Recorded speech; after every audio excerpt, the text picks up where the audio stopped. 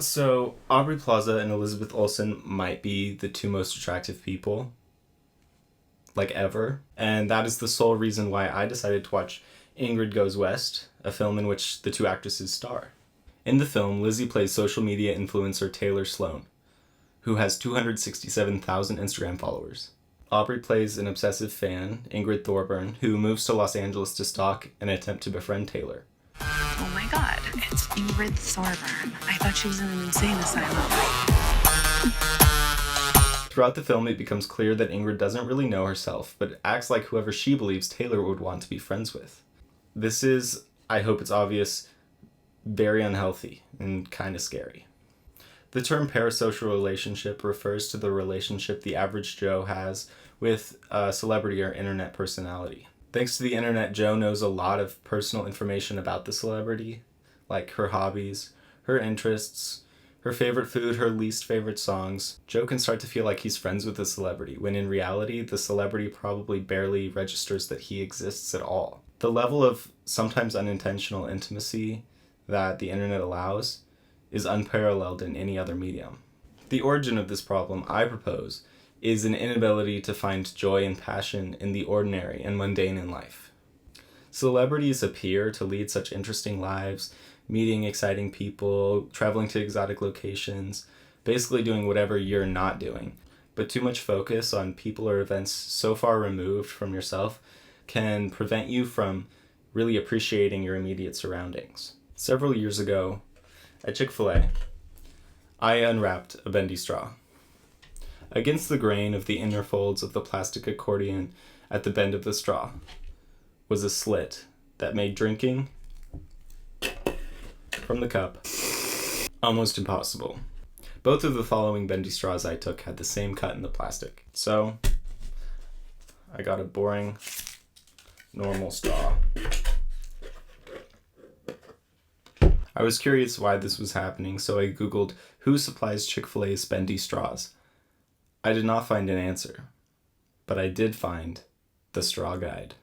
The Straw Guide is both the name of a blog in which straws are rated and the name of the man who reviews said straws. The website's subtitle is Where the Straw Guide Praises Functional Straws and Berates the Puny Ones. The Straw Guide, in his own words on strawguide.com/readme.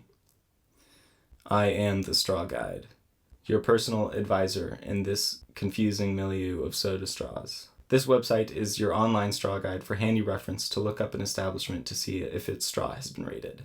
The Straw Guide uses a 10-point scale to rate straws based on 3 criteria: gauge, the thickness and sturdiness of the walls of the straw; caliber, the diameter of the straw across the end; and length, the appropriateness of the length of the straw for the container in which the soda is served.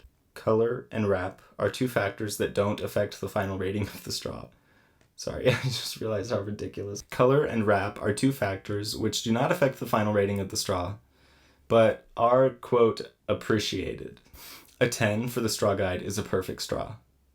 At 7, he recommends bringing your own, and any straw that receives a 1 is, quote, really for another purpose. This man, with his extremely intense passion for possibly the most mundane hobby a man could ever have, was extremely interesting to me, and I had to find out who he was. On this website, he refrains from sharing any personal information. There's no about the author page or pictures of him. There's not even a name immediately apparent anywhere on the website. He exclusively refers to himself as the Straw Guide. I would find the Straw Guide, and I would talk to him. Maybe we could even be friends. So my investigation began. The website has 4 main tabs: the Straw Guide, rating scale, Goldilocks, and establishments. I thoroughly combed each of these for as much personal information about the author as I could find. In the Straw Guide tab, he shares his alter ego origin story. After a bad straw experience at a Tex-Mex restaurant, followed by a worse experience at a pizza place, he writes, quote, "Straw Guide emerged from my inner vigilante spirit." Unfortunately, this page contained no helpful information for my search for his identity. The rating scale tab describes the process the Straw Guide goes through to decide the final score of a straw. Innocent enough, but here we find this elusive man's fatal flaw: his pride. The reader should be alerted, and this will be a moment of unbridled immodesty. that the Straw Guide has a PhD from the University of Texas at Austin in research methodology from the Educational Psychology Department. Yes, that explains why this rating scale is so over the top and way beyond what a typical person would ever imagine designing. A PhD from a specific university and an area of study, all in one sentence. He really slipped up. Goldilocks, the oddest tab on the website, is written from the perspective of an even more mysterious third party named Goldilocks. She bears the name Goldilocks for two reasons. One, she, just like the Straw Guide himself, doesn't like a straw to be too long or too short, but it needs to be just right. And two, she has a master's from Baylor, home of the Bears. She also writes, "Recently I met the Straw Guide. Did you know he went to Baylor too?" Interesting.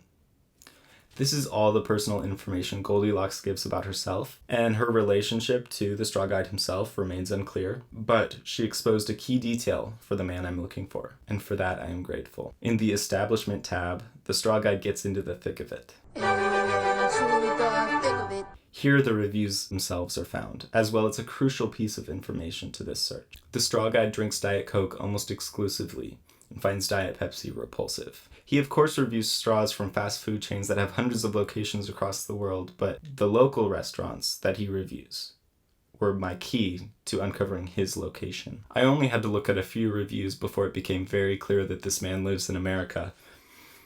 But where?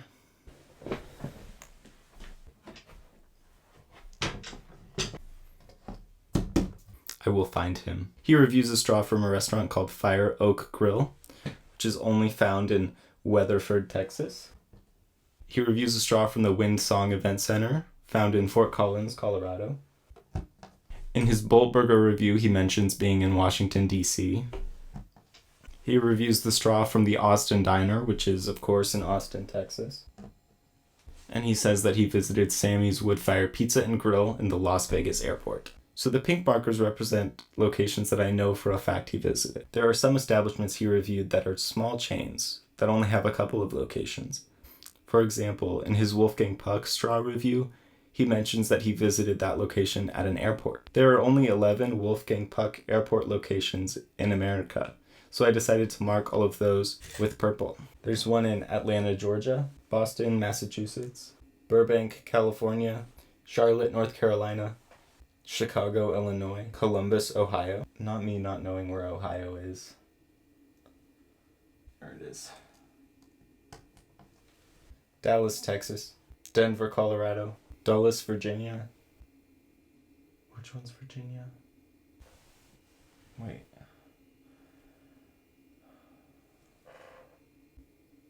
Where's Virginia? Oh, where was it? Greenville, South Carolina. Las Vegas, Nevada. Los Angeles, California. And Warwick, Rhode Island.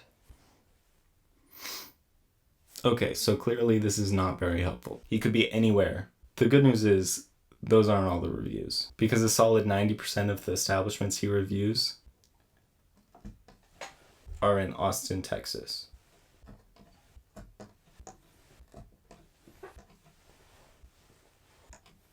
So I can fairly confidently say that the guy I'm looking for currently, or at some point in recent history, lived in Austin, Texas. But where? So I made this. Oh no. So I made this. Again? So I made this. A map of Austin. The orange dots represent a location that there's only one of in Austin, so I know for a fact that he was where all these orange dots are. The blue and green dots represent restaurants that there's more than one location in Austin, so I just put one pin at all of them. Okay, well, I'm not explaining this well. The blue and green dots represent restaurants that there's more than one location in Austin, but I know that he's been to at least one of them. Again, this is not helpful. Like, where in Austin has this guy not been? This is starting to remind me of that one scene from Parks and Rec. A map of all the atrocities the Pawnee settlers inflicted upon the Wamapoke Indians. The atrocities are in blue. Okay, so I needed to regroup. What do I know and what do I need to know? Okay, so I know his education. He got his PhD from the University of Texas at Austin, and he attended Baylor. I need to know his address. Well, I need to know his location, which I'm pretty sure is Austin, Texas. I obviously eventually need to learn his first and last names. To talk to him, I'm going to need a phone number. If I could figure out his occupation, if I could figure out where he works, that would be a great way to contact him. At this point, I was desperate. If I could get his graduation year, then maybe I could sneak my way into Baylor records or University of Texas at Austin records and find a list of graduates from that year. But I was running out of information. All I had left to do before I gave up was double check all of the reviews. 1000 Degrees Pizzeria. 3. Don't take a quick bite of hot cheese and grab your Diet Coke expecting to get a fast quenching of the burn. The straw's going to be way down in the lid. Send those straws on down to Chuck E. Cheese for the kiddie drinks. Pizza was great. Owner must drink coffee, not sodas. This is why I rate straws, folks. Take your Whataburger or Dairy Queen straws with you. You'll be 1000 degrees happier. Burger King. 5. Really, Burger King? Of all places, you should be getting this right. Your straws are too short for your large drinks and too long for your small drinks. Doesn't the manager eat there? I think the small cup and straw go well with a big red nose and clown shoes, don't you? I was surprised to see on the door a sign warning patrons not to solicit or take videos or photographs inside this Burger King. I wasn't caught. Straws are served in paper wrappers. Who likes this combination? Pug-nosed teens. One size misfits all. Chick-fil-A. 10. Fastest straw in the West.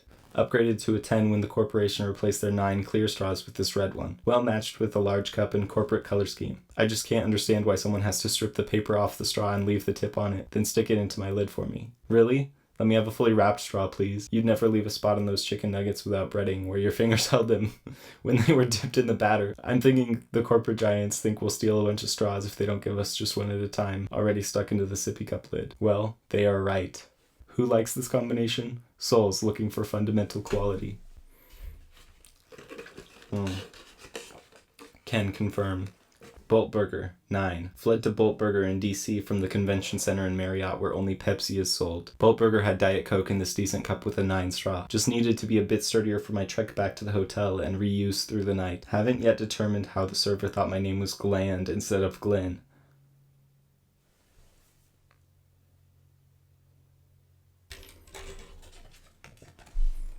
A name. I got a first name. Thank you, Bolt Burger employee who mispronounced his name. This is why food service workers deserve higher wages. A city and 2 universities was not enough. But a city, 2 universities, and a name. I scoured Facebook for Glenn's in Austin, and then just Texas in general. I searched all University of Texas at Austin and Baylor alumni named Glenn on LinkedIn, but I found no plausible candidate. Instagram and Twitter were equally unhelpful. My Google searches for Glenn, PhD, University, Texas in Austin, Research, Methodology, Education, Psychology Department also refused to answer my questions. At an unknown hour of the night, a questionable number of days after my search for this man had begun, I fell asleep at my computer. The next day I was eating lunch with some friends and I said, "Do you guys know how to, find people? I need help finding someone." Holland Chapman had phone in hand, and before I could even tell her that he lived in Austin, she had found an 11-page document titled simply, Resume, University of Texas at Austin, Educational Psychology, Baylor University. This had to be my guy, Glenn D. Ligon, PhD. Thank you, Holland. I owe you my life. With a first and last name, the rest of my research would be cake. Not to mention this resume includes a list of previous and current employment. The document says that since March 1993, Glenn Ligon has been the president and chairman of the board of ESP Solutions Group, Inc. The About page on the ESP Solutions Group website begins with, ESP Solutions Group provides extraordinary insight into P20W, pre-kindergarten through workforce, data systems, and analytics. Our team of industry experts pioneered the concept of data-driven decision-making and now helps optimize the management of our clients' education and labor data. None of this makes sense to me. I have no idea what ESP Solutions Group does besides employ the straw guide himself, but the contact page did give me an email address. I sent my request for an interview. Late that night, I guess Glenn is a night owl, I received my response. Please, convince me this is worth my time. I'm always interested in helping students, researchers, and educators, or an occasional Parks and Recreation fan. Okay, I can work with a maybe. I will convince him that I'm worth his time. But more importantly, he watches Parks and Rec, which is my favorite show. Based on the limited information I have on him, my educated guess is that his favorite character is Ron Swanson. Mine is, obviously, April Ludgate, played by the one and only Aubrey Plaza. What? I love garbage. You ever found a dead body in the trash? Or body parts? Like a torso or a head? Please say head. A few more emails back and forth, and we confirm a time for our interview, as well as his work phone number. I won't put it up there, though. I was gonna have to skip class, but that was easily worth it. With his first and last name, finding his social media was now easy, but all I could think about was our upcoming interview. So much so that learning that he does CrossFit and is known at his local gym as Daddy-O only distracted me momentarily. Finally, the day of the interview arrived. I got on the phone. He picked up. We exchanged cordial greetings. I was sure he was still confused why I was calling. I apologized for being vague over email and told him that all would become clear soon enough, but first I had to know. Who is your favorite Parks and Rec character?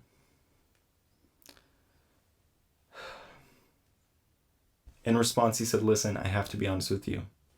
I've never seen the show." I asked him why he mentioned it in the email at all, and he said that he looked me up on social media to make sure I was legitimate before agreeing to get on a call with me. I can't believe it. He stalked me back. Not to mention, the only time I've mentioned my love of Parks and Recreation on social media was in a tweet from September 7th, 2020, like 6 months prior. So I'm just having the worst possible night, one of the worst nights of my life, right? And I turn on Parks and Rec to cheer me up. And what does Netflix tell me? That they will be removing this show from their website on my birthday. That was a really tragic day. I thought I knew Glenn. I thought for sure he would tell me Ron Swanson was his favorite character. And what other tweets of mine did he see? To get to that tweet, he would have had to scroll past such gems as, "What should I do tonight? Write my theater paper that's due tomorrow morning, or watch another episode of Selena plus Chef?" That show is actually fire, though. Begin Against Bridge gives me goosebumps every single time. It's true. But I had to continue forward. I asked an obligatory question about the nature of his job at ESP Solutions Group. And he took his time answering, but I wasn't really listening. I was waiting for my opportunity to get into the real reason for my call. Also because I'm sure what he was saying was very confusing and would have gone over my head anyways. Without any smooth way to transition from educational data analytics to drinking straws, I rambled on about the nature of parasocial relationships and the internet until finally I revealed my cards. The Straw Guide. Am I right in understanding that you're the creator of that website? That's very true. I asked him to explain why he decided to start reviewing straws. This is some of what he said. It bothers me very much when I go to a restaurant and they give me a big Diet Coke, which I love Diet Coke, and then they give me a straw that disappears down below the rim of the glass. You're talking to a super taster. I cannot eat dark green vegetables like broccoli, and I cannot eat salmon because I'm a super taster. I can sit in my car and I can tell you whether or not the driver in the car in front of me is a smoker. And so the straw is meaningful to me. It had to be long enough, it had to be big enough around so that I got enough of my iced tea or Diet Coke or water, whatever I was drinking, in one sip to be refreshed. And I had to sit there and suck and suck and suck. I would even tell management that the next time they ordered straws, they needed to get something that was adequate. I have in the pantry here at my house straws that I ordered from a straw manufacturer in Florida that I ordered the exact diameter and thickness that I wanted so I could have at home the straws I wanted. And Whataburgers had great straws. Well, I decided at one point that, I had all these ratings of straws that I just started a a website. And so I did. Chick-fil-A used to be rated a 9, and I got a text from a Chick-fil-A franchise owner saying that Chick-fil-A had just upgraded their straws. So I went by, and sure enough, their new red straws were so much better as they are now across the country. I can't claim they did it because of my rating, but it was really nice to know that it did matter. You're going to think you already think I'm crazy.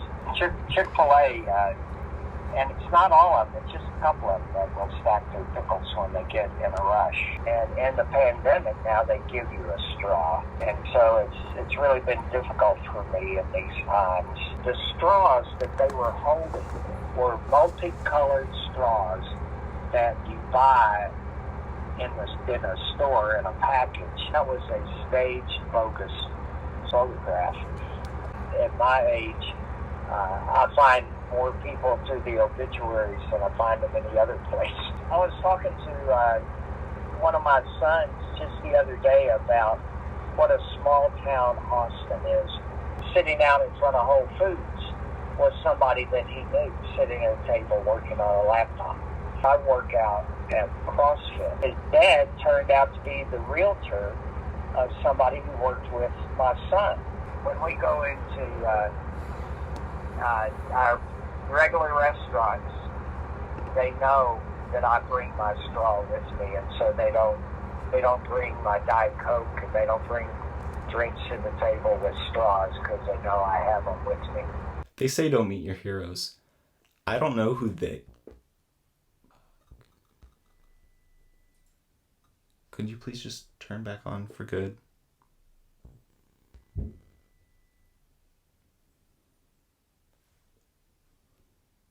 No. Okay, so the power just went out. That kind of sucks. 3 hours later, we're back. They say don't meet your heroes. I don't know who they are other than clearly wrong, because Glenn is as interesting of a man as I could have possibly hoped for. When I heard the phrase super taster, I knew I was going to be enjoying this conversation. I find the specificity that he speaks about random topics highly amusing. Like, I didn't ask about any potentially staged photographs. I didn't ask about his son's coworker's realtor. He even touched on his enthusiasm for CrossFit unprompted. Yet, when I hung up the phone, I was overwhelmingly filled with a feeling of relief. Not just relief that the conversation went well, and by well, I just mean he didn't hang up on me instantly, but relief that the conversation was over. There's something eerie about speaking to a stranger for the first time and knowing what they're going to say before they say it. Perhaps you have a friend or two whose sentences you could finish, but when this essentially stranger said, "You know who has really good straws?" it was actually really upsetting that I knew he was about to say Chick-fil-A. And the more I learned about his life that I didn't already know, the more I felt like I was overstepping boundaries and invading privacy. His current membership status at the gym on whose website I found his picture, reaffirmed. My speculations on his parenthood status, confirmed. Is he a night owl? I didn't ask, because he might have answered. By the end of the conversation, I could no longer remember why I contacted him in the first place. Maybe I never really had a reason other than to get to know him personally. Ingrid Thorburn casually asked for an inch, and Taylor Sloan offered her the mile that she wanted all along. I casually asked about a blog, and Dr. Ligon offered his thoughts on the city of Austin, his son's shopping center of choice, and his vegetable preferences. I realized I slipped into an obsession Dr. Ligon was unintentionally feeding, and this was definitely way too much. Oops. So I suppose my theory is incorrect. I proposed an appreciation of the mundane as an adequate preventative measure against the formation of unhealthy obsessions, but it was this hyper-focus on a mundane aspect of life that led me to an obsessive state of intense investigation for the man behind some random internet blog. I think they say not to meet your heroes because they might not be who you thought. But I met one of mine, and he's exactly who I thought he was. The real problem I'm not who I thought I was.